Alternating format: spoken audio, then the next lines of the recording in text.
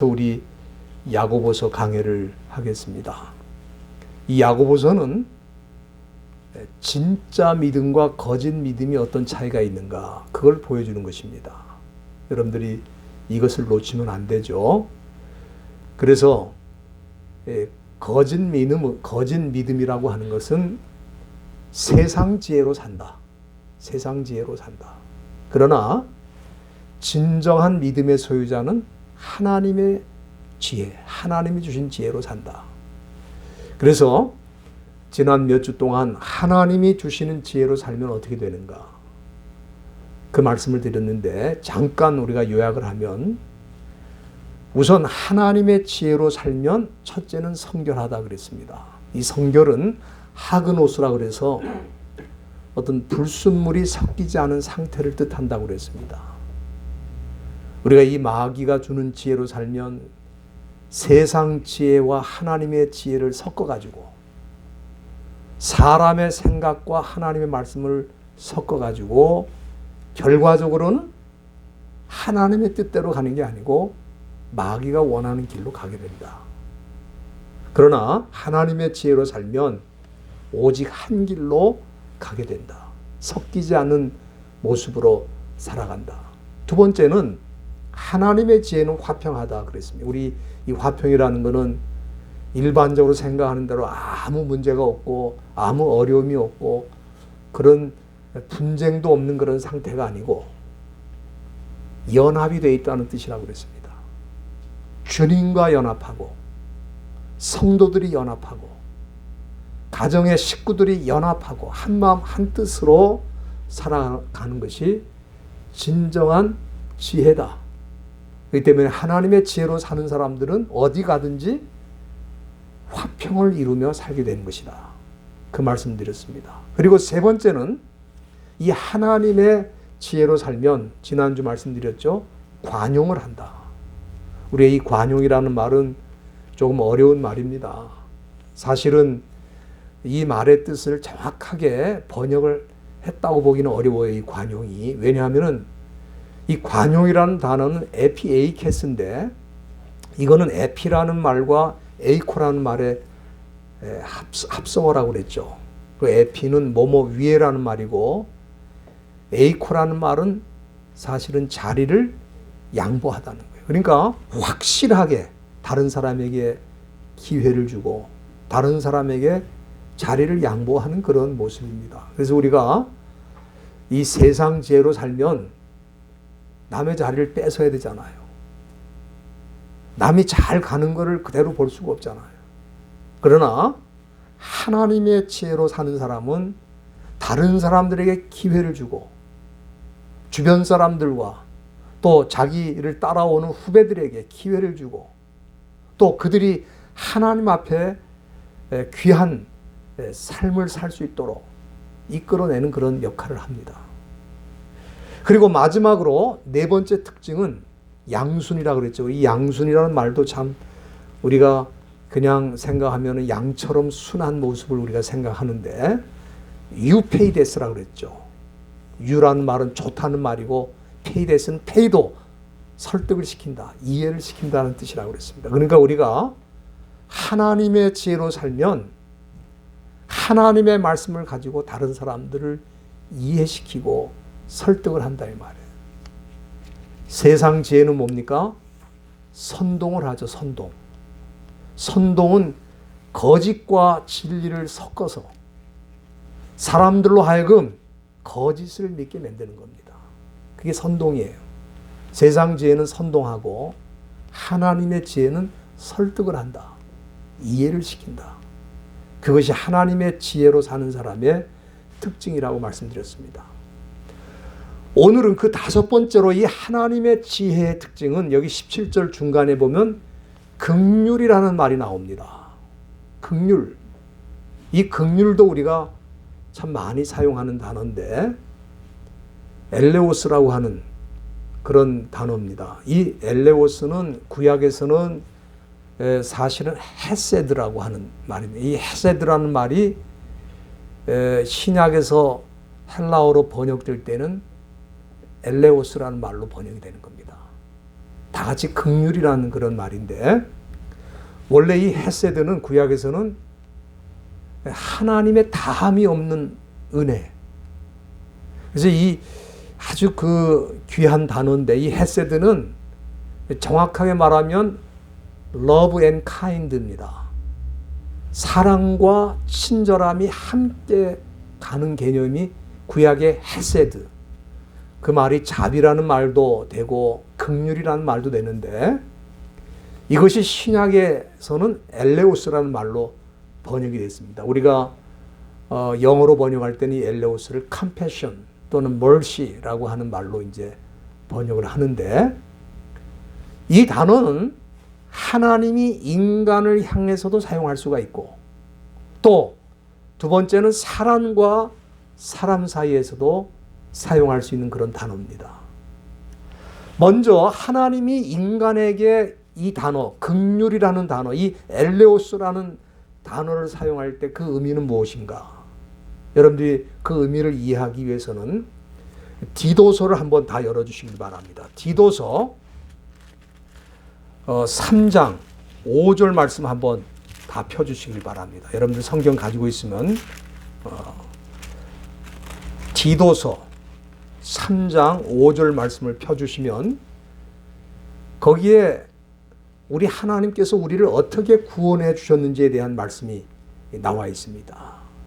거기 보면 하나님이 우리를 구원하실 때 우리의 행한 바 의로운 행위로 말미암지 아니하고 오직 그의 긍휼하심을 쫓아 중생의 씻음과 성령의 새롭게 하심으로 하셨나니라는 그 말씀이 있어요.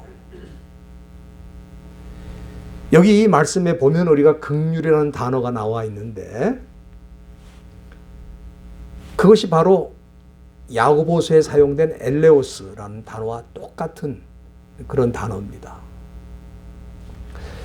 우리가 하나님께서 우리를 구원하실 때 만약에 우리가 행한 것으로 구원을 하신다면은 하나님은 매우 잔인하신 분이 되셔야 돼요.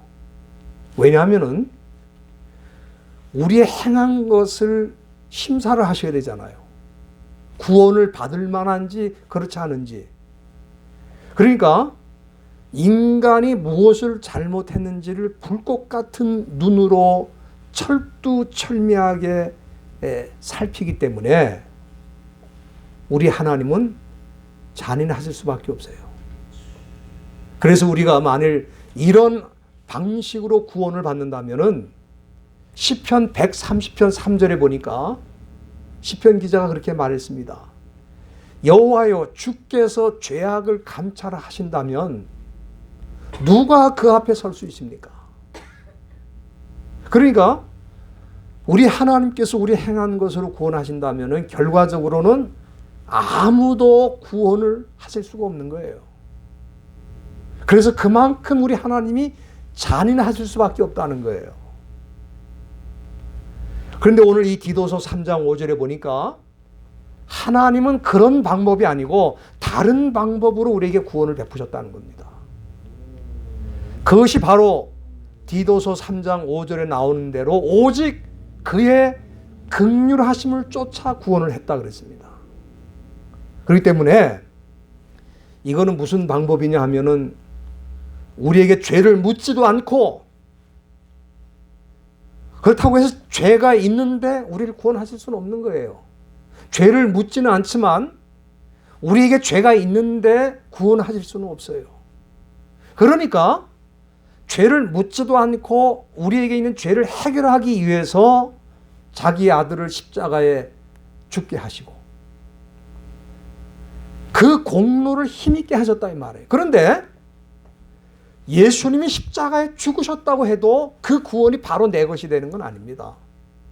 만약에 그렇다면은 지구상의 75억의 인구는 예수님이 십자가에 죽으셨기 때문에 당연히 또 자동적으로 구원을 받아야 되는 거 아닙니까? 근데 그렇지 않다 이 말이에요. 그럼 왜 그러느냐? 예수님이 십자가에서 완성하신 그 구원을 내 것이 되도록 적용해 주시는 과정이 필요한 거예요. 그래서 여기 이 3장 5절에 보면은 그게 뭐냐면은 중생의 씻음과 성령의 새롭게 하심이라는 말이 나와요.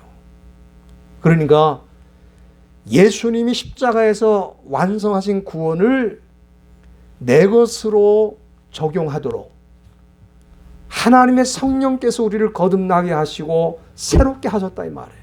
그래서 그 구원을 내 것으로 받게 된 것입니다. 우리가 좀 쉽게 말씀드리면은 여러분들 이 집에 다 수도가 있지 않습니까? 우리가 이 수원지에 물이 엄청 많아도 수원지에 물이 많다고 그게 다 내 것이 내가 쓸 수 있는 물이 아니라 이 말이에요. 그 물을 내가 쓰려면 어떻게 되죠? 파이프로 연결해서 집에 수도꼭지를 달고 내가 필요할 때마다 수도꼭지를 틀어서 그 물을 쓰는 거예요. 그러니까 많은 사람들이 뭡니까? 그냥 수원지에 물이 많다는 것만 알고 있는 거예요. 그 물을 다 것으로 쓸 수가 없어요. 왜? 수도꼭지가 연결되어 있지 않으니까. 저와 여러분들은 어떻게 된 겁니까?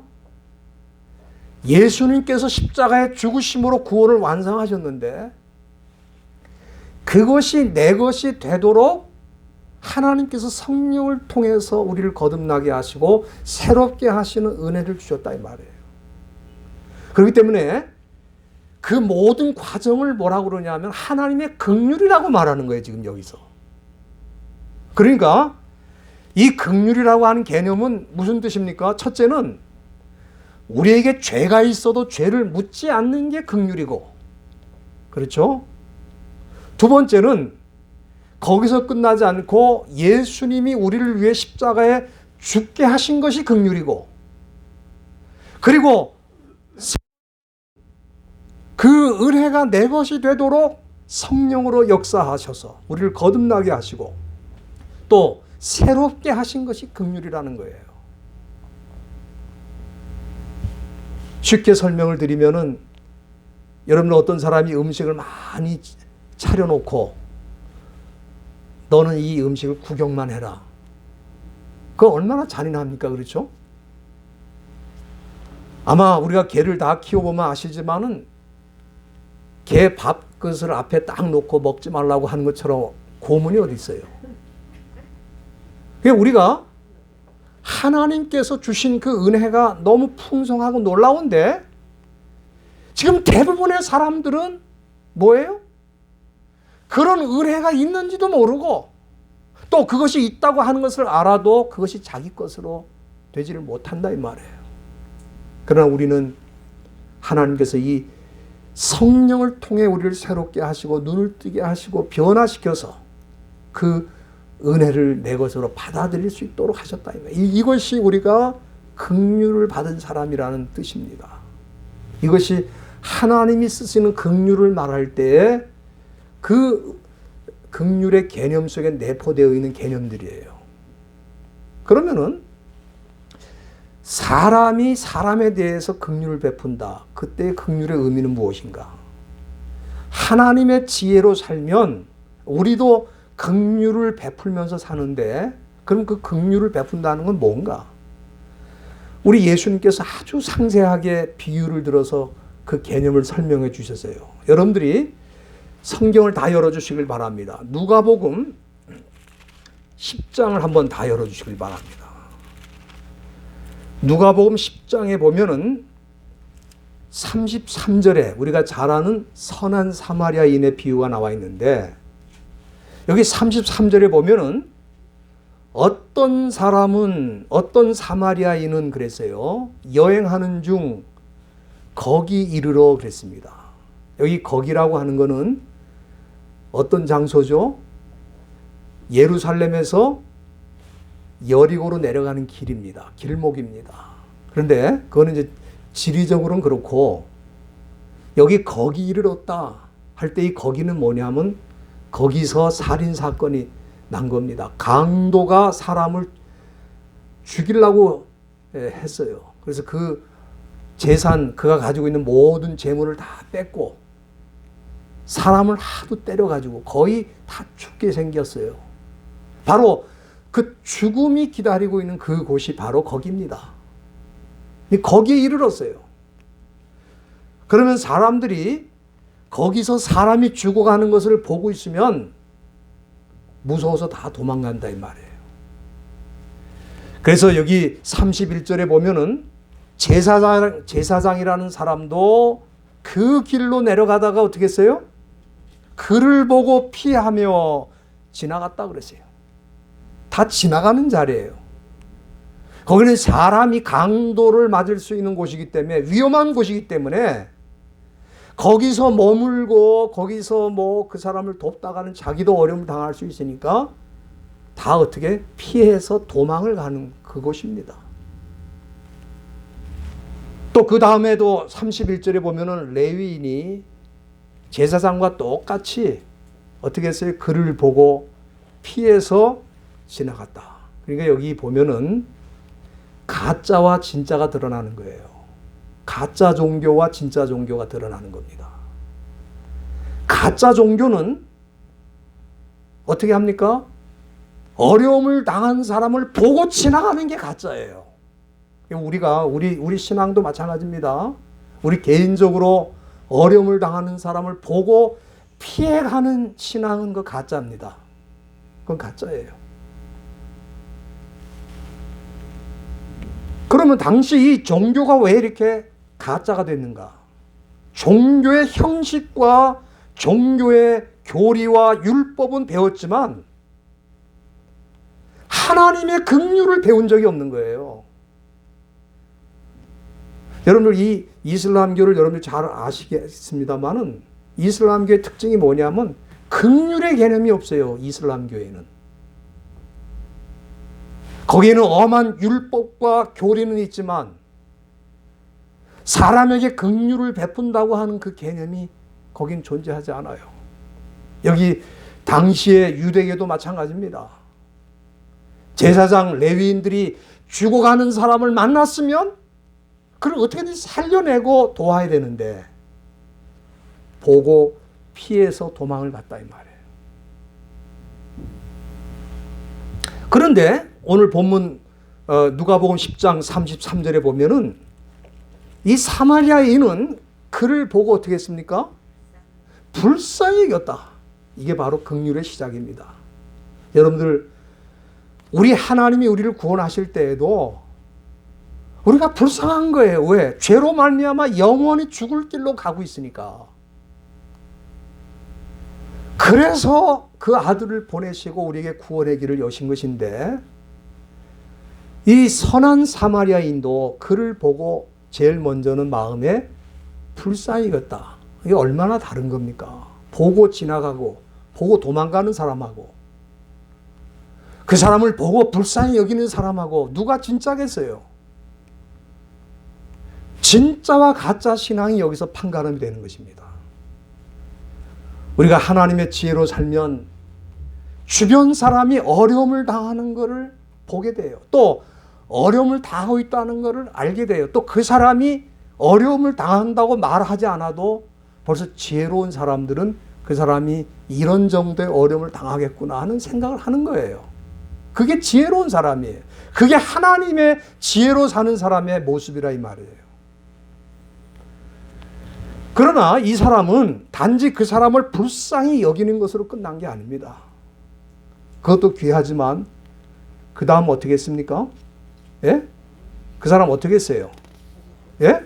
아이 불쌍하구나. 안 됐다. 그리고 지나간 게 아니고 예? 누가복음 11장 33절에 보세요. 어떻게 했습니까? 가까이 다가갔다. 이게 중요합니다. 가까이 다가갔다. 다른 사람은 피해서 도망가는데 이 사람은 불쌍히 여기고 어떻게 했어요? 가까이 다가갔다는 거예요. 여러분들은 지금 주변에 어려움 당하는 사람이 있으면 가까이 다가갑니까? 아니면 슬쩍 피해서 도망을 갑니까? 우리 자신에게 그걸 물어보면은 내가 진짜인가 가짜인가를 알 수가 있는 거예요. 그리고 기름과 포도주로 그 상처에 부었다. 그리고 싸매어줬다. 당시 이 기름과 포도주는 비상약하고 똑같은 겁니다. 포도주를 부으면 소독이 되거든요. 또 기름을 부으면 상처가 안 물어져요. 그래서 그걸 싸매어 가지고 이만하면 됐다. 이제 자기가 알아서 일어나겠지. 그렇게 한 게 아닙니다. 이 사람은 그러고 난 다음에 자기 짐승, 아마 당나귀인지 말인지는 잘 모르겠습니다. 그러나 자기가 타고 온 짐승에 그 사람을 태워가지고 주막, 지금으로 말하면 모텔이죠. 모텔에 가서 돌봐주고, 그렇게 하는 것도 얼마나 힘듭니까? 그런데 여기 누가복음 10장 35절에 보면은 이튿날, 그 다음날, 아마 그 사람은 거기서 잔 것 같아요. 그 다음날 데나리온 2를 주인한테 주면서 이 사람을 좀 돌봐주세요. 돈이 모자라면 내가 돌아올 때 다시 다 보충해 드리겠습니다. 여기 2 데나리온 그러면 별거 아닌 것 같은데, 노동자가 이틀 일하면 벌 수 있는 돈입니다. 이틀 동안 꼬박 일해야 벌 수 있는 그 돈으로 모텔비를 주고, 그리고 모자라면 내가 또 다시 돌아와서 드리겠습니다. 이게 바로 긍휼의 클라이맥스입니다. 우리 하나님이 우리 인간을 향해 불쌍하구나, 너희들은 안 됐구나, 이게 아니죠. 그 아들을 세상에 보내셔서 십자가에 죽게 하시고, 그게 다냐? 그게 그렇지 않습니다. 성령을 보내셔서 그 이루신 구원을 내 것으로 만드는 모든 일을 다 베풀어 주신 것처럼, 이 선한 사마리아인도 마찬가지입니다.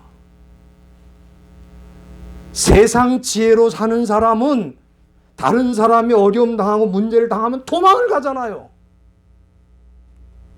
지금 요즘 코로나가 유행한다고 그러니까 사람들이 이렇게 슬슬 서로 피해서 다니느라고 어디 산에 이렇게 올라가서 산길을 걸어도요, 다 옆으로 피해서 도망갑니다. 지금 문제를 당한 사람을 봤으면 내가 어떻게 하면 저 사람 도울 수 있을까? 이게 아니고, 세상 사람이라고 하면 다 그렇게 피해서 아마 문제가 있으면 도망을 갈 겁니다. 그런데 당시 종교인들도 마찬가지였다 이 말이에요. 가짜예요, 가짜. 그러나 하나님의 지혜로 사는 사람은 어려움을 당하는 사람을 보면 어떻게 도울까? 내가 어떻게, 무슨 일을 할 수 있을까? 어떻게 하는 것이 그 사람을 살릴 수 있을까? 근데 그런 지혜를 하나님이 주신다 이 말이에요. 그거는 솔직히 우리가 인간적으로 생각할 때는 그게 잘 안 됩니다. 왜? 세상 지혜라는 건 뭐예요? 뭘 가리킵니까? 너희들이 그런 사람 만나면 너도 그렇게 될 수 있으니까 빨리 피하는 게 상책이다.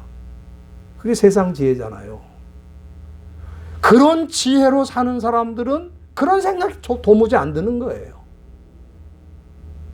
그러나 하나님의 지혜로 사는 사람은 그런 게 보이고, 그런 걸 어떻게 도와야 되고, 어떻게 내가 해야 될까? 그렇게 할 수 있도록 하나님이 위로부터 지혜를 주신다 이 말이에요. 왜? 하나님이 그 일을 하시는 전문가 아닙니까? 저와 여러분들이 2021년 한 해를 이런 지혜로 사실 수 있기를 바랍니다. 그리고 또 한 가지, 우리 본문으로 돌아가서 하나님이 주신 지혜로 살면, 여기 17절 끝에 보면은 선한 열매가 가득하다 그랬어요. 그렇기 때문에 우리 하나님의 지혜로 사는 사람들은 가는 곳마다 선한 열매를 맺는 거예요. 그것도 가득하다 그랬어요. 여기 선한 열매라고 하는 것은 사실은 하나님이 주신 지혜의 특징이라고 볼 수 있는데, 특징의 결론이라고도 할 수 있습니다. 그래서 이 선한 열매가 뭔가 그럴 때 우리가 지금 쭉 살핀 대로 성결, 화평, 관용, 양순, 긍휼, 이게 다 선한 열매잖아요. 그렇죠? 그런데 그 반대로 마귀가 주는 세상 지혜로 사는 사람은 어떤 열매를 맺는가? 그 사람도 열매가 있어요. 그런데 거기 3장 15절 한번 보시기 바랍니다.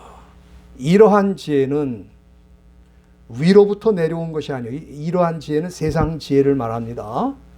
세상 지혜는 위로부터 내려온 것이 아니고 세상적이고 정욕적이고 마귀적이라 그랬어요. 그러니까 이런 지혜로 살면 어떻게 되느냐? 16절에 나와 있습니다.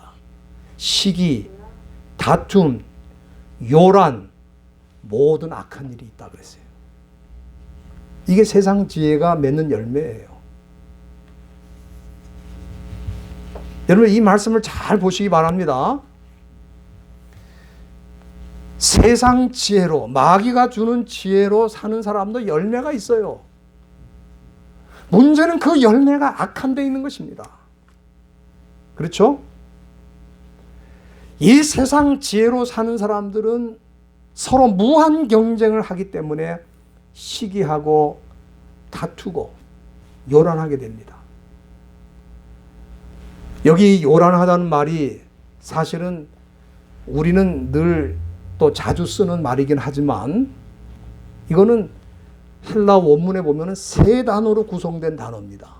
거기 어떻게 세 단어냐면 아카타스타시아. 그래서 이 요란이란 말은 아카타스타시아인데 이 아라는 건 뭐냐면은 부정접두어예요. 노라는 뜻이죠. 그 다음에 카타는 뭐냐면 몸을 따라서, 우리 영어로 along이라고 그러죠. 몸을 따라서. 카타. 스타시아라는 건 뭐냐면은 이건 동사인데 그거는 stand, 쓰다는 뜻이에요. 또는 질서를 세운다는 뜻도 있어요. 그러니까 이 카타스타시아는 뭐냐면 질서를 따라서 사는 걸 부정하는 거예요. 그래서 영어로는 disorder라고 이렇게 번역이 됐는데 이건 뭐냐면 폭동을 의미하기도 하고 혁명을 의미하기도 하고 테러를 의미하기도 하는 거예요. 그러니까 이 세상 지혜로 살면 악한 열매를 맺는데 그 열매가 어떤 열매냐? 사실은 질서를 파괴하고 무너뜨리는 지혜라 이 말이에요. 그게 요란이라는 뜻입니다. 그러니까 여러분들이 지금 이 지구상에 존재하는 이 공산주의라고 하는 것은 사실은 결정판입니다. 이 공산주의라는 사상은 모든 것을 뒤집어 엎고 혁명하고 폭동을 일으키고 그리고 테러를 일으키는 거예요. 이게 바로 아카타스타시아, 그게 바로 요란입니다. 그것이 세상 지혜로 살 때에 맺혀지는 결정적인 열매라 이 말이에요.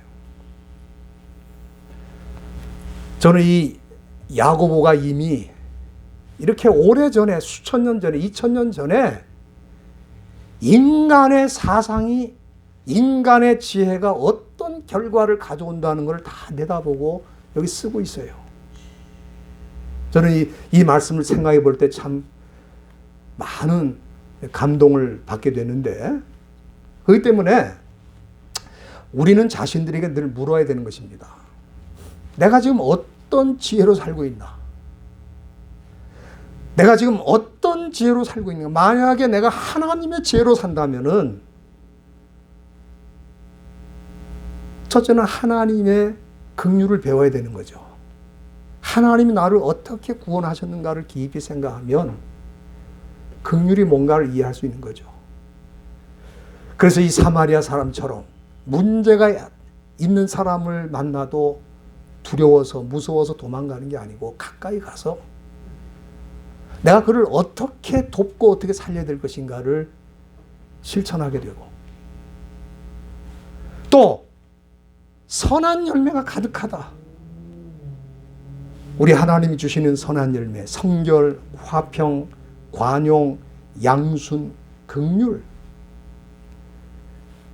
이런 것들을 맺게 되고, 세상 지혜로 살면 질투하고 짓밟고 요란하게 되고 질서를 파괴하고 무너뜨리는 그런 삶을 살게 된다 이 말이에요.